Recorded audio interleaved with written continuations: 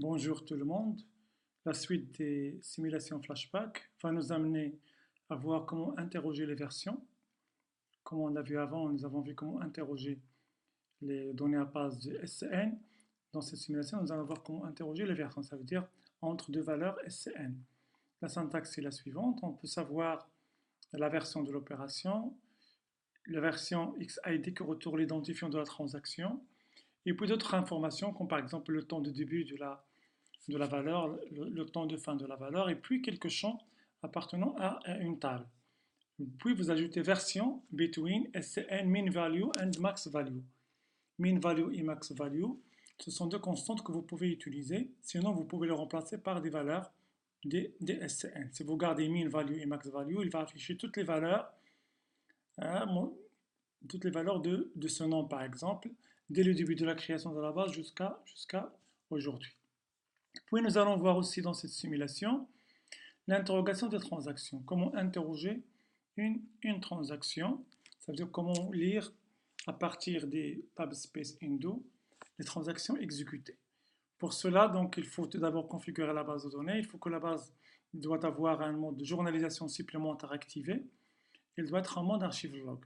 L'ordre est très important, donc vous devez commencer par passer la base de données par créer un mode de journalisation supplémentaire, puis passer là-bas dans le mode archive log.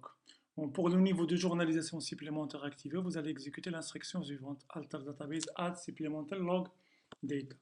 Et dans cette simulation aussi, nous allons voir comment annuler des transactions avec la méthode transaction backout qui utilise les informations d'annulation et de journalisation associées au bloc d'annulation pour créer une transaction de compensation afin de rétablir les données affectées dans leur état d'origine. Voilà, c'est ce que nous allons voir. Donc, trois choses dans une seule simulation. On commence par rappeler tout d'abord que la base doit avoir un mode de journalisation supplémentaire activé. Il doit être un mode archive log. Pour savoir est-ce que votre base de données a un mode de journalisation supplémentaire, vous devez exécuter la requête suivante. Donc, select log mode pour savoir le mode d'archivage, puis supplemental log data min pour savoir est-ce qu'il a un mode de journalisation supplémentaire. Bon, dans notre cas, c'est oui. Donc, ma base de données elle est déjà en mode archive log et il a déjà un niveau de journalisation supplémentaire activé. Sinon, vous devez exécuter cette instruction alter database add supplemental log data. Et puisque le flashback s'appuie sur les informations qui sont validées, bon, j'ai activé la validation automatique avec set auto commit on. Puis on va générer les fichiers journaux archivés parce qu'on a besoin de ces fichiers-là lors de notre simulation. Bon, on va insérer une ligne dans la table employé de chez Mascotte. Bon, le numéro 9999, puis le nom c'est Snineh, le salaire c'est 6000. Première transaction.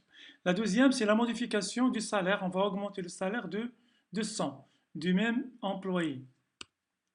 Puis, nous allons encore modifier le nom. Donc, Snineh sera remplacé par Hajar, toujours du même employé. Et à la fin, on va supprimer carrément cette ligne qu'on a ajoutée à la table employée du schéma de chez Mascotte. Bon, j'ai dit qu'on va voir dans un premier temps l'interrogation. L'interrogation. Toujours on valide les... Voilà.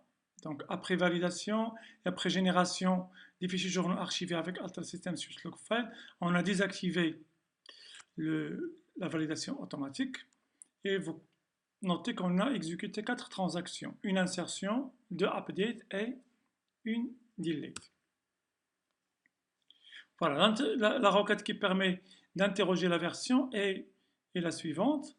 Donc, version between SCN, un numéro SCN et max value. J'ai dit qu'on peut remplacer min value ou max value par des numéros SCN. Et là, je vais chercher le numéro qu'on a généré au début de la simulation, le SCN. Ça veut dire avant d'exécuter les 4 transactions. Donc, qu'est-ce qu'elle doit afficher cette requête? Elle doit afficher toutes les transactions qui ont été exécutées après ce numéro jusqu'à max value. Voilà le résultat de notre requête. Elle a affiché les numéros des transactions plus les valeurs du champ name. Donc vous constatez que la première, c'est l'insertion, la première opération insertion avec Snineh et 1000. La deuxième, on a modifié le salaire, 1100. La deuxième, on a modifié le nom par Hajar, mais pas le salaire. Et à la fin, on a supprimé carrément la ligne C, c'est delete. D'accord? Ces numéros-là, ce sont les identificateurs des transactions qu'on va utiliser par la suite. Ça, c'est la première des choses dans cette simulation, c'est l'interrogation flash des versions. Bon, maintenant, ce que nous allons voir, c'est la consultation des transactions. Bon, pour consulter les transactions, on va exécuter la requête suivante, basée sur la vue flashback transaction query, et on va surtout lire le champ IndoSQL. Le champ IndoSQL, il contient des transactions effectuées dans cette base de données, dans cette table précisément. Mais pour ne pas afficher l'ensemble des transactions, on a exécuté une seule requête basée sur la requête qu'on vient d'exécuter. Vous remarquez qu'entre parenthèses, on a la même requête, mais pour l'employé 9999 et toujours pour le même numéro. Donc on va taper le même numéro pour n'afficher que les transactions qui ont été exécutées dans ce temps-là. Et voilà le résultat. Donc, on a exécuté 4 transactions, à commencer par l'insertion, la modification du nom, la modification du salaire, et puis la modification du salaire, pardon, puis la modification du nom, puis la suppression. Donc là, vous pouvez, dans ce qu'on appelle l'interrogation des transactions.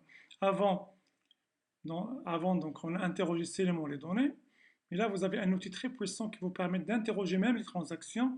Nous allons voir par la suite qu'on peut même utiliser ces transactions pour l'annulation.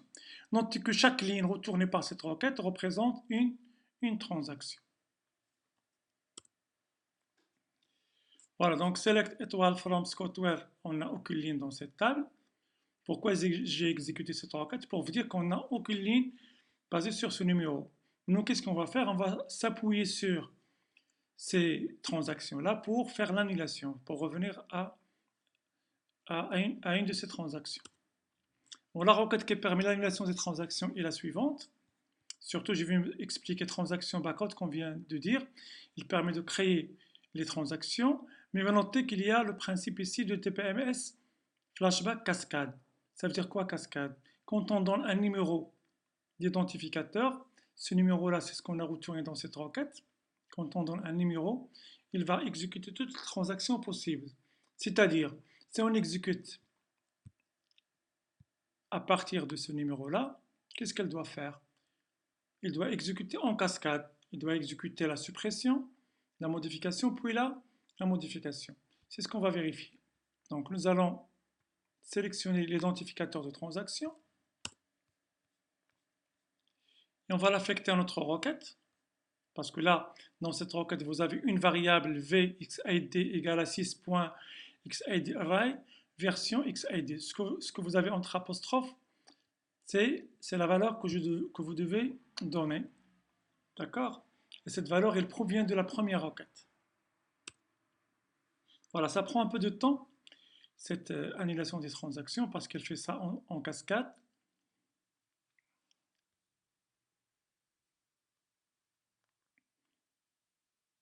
Bon, en attendant, donc, j'ai dit qu'on a récupéré ce numéro-là. D'accord? Et nous allons voir exactement qu'est-ce que fait ce transaction backout en cascade. D'accord, donc notre procédure PSQL a été exécuté. Qu'est-ce qu'il reste à faire? À vérifier est-ce qu'on a vraiment récupéré quelque chose. On a récupéré quoi? Snineh et Emile. Ça veut dire qu'on a récupéré jusqu'à ce point. D'accord? Jusqu'à l'insertion. Bon, pour plus de détails, on a regardé. Pour plusieurs, on a en bas la valeur qu'on a donnée juste chez 70 000 à la fin. D'accord? Donc cette valeur-là de 70 000, vous constatez qu'elle a exécuté en cascade 70 000, 8 000, 80 000 et 50 000. À vérifier. Voilà, donc il a exécuté 70 000, 80 000 et 5 000 en cascade. Pour arriver à ce point, il a exécuté toutes ces transactions, ce qu'on appelle l'annulation des transactions. Donc c'est un outil très puissant, très facile à utiliser pour lire les anciennes données, ou bien pour consulter les transactions, ou bien pour annuler carrément les transactions. Voilà, donc merci pour votre attention.